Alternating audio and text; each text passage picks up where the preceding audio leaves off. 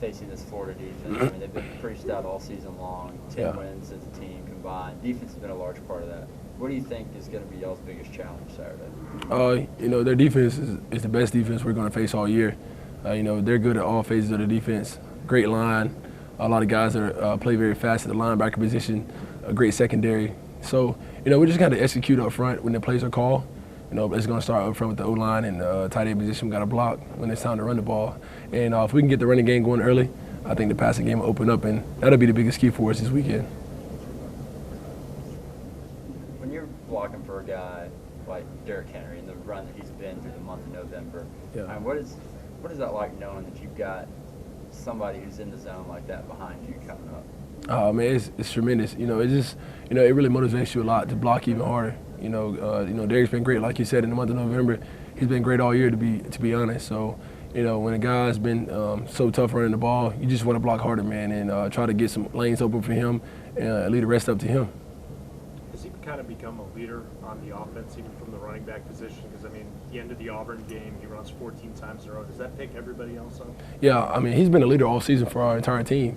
He's, he of course he is on the offensive side of the ball also, and when he can run the ball 14 times in a row, and he doesn't seem tired on any runs, so that has to be very outstanding. We see that it motivates our whole offense, and we block hard every time he touches the ball. Just the maturity of Jacob Coker from week one to now, seeing him break tackles, seeing him make big time throws. Mm-hmm. What does it do for you watching a quarterback that coming in, not knowing when he be the guy, and he really breaks out and becomes that guy? Yeah, it's a great feeling. Like I told those guys earlier, Jake, he makes great decisions with the ball. He takes care of the ball. He doesn't, turn it over very often. And, he's not afraid to run the ball when he needs to. So having a quarterback that can do all three things really well like that, it makes the offense flow smoothly. Jake has came a long way, and he's one of the top quarterbacks in the nation, in my opinion, and he does a great job managing our offense.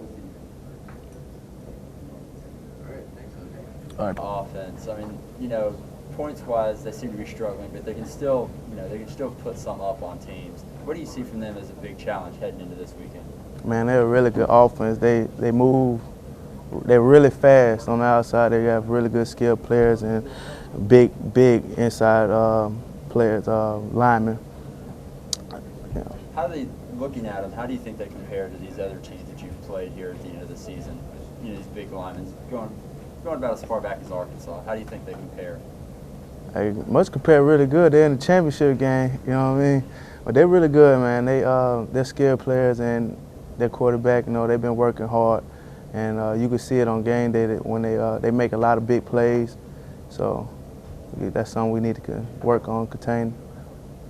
TJ, obviously there's been a lot of talk about coaches moving around to other schools. Is that a distraction for you guys heading into this game?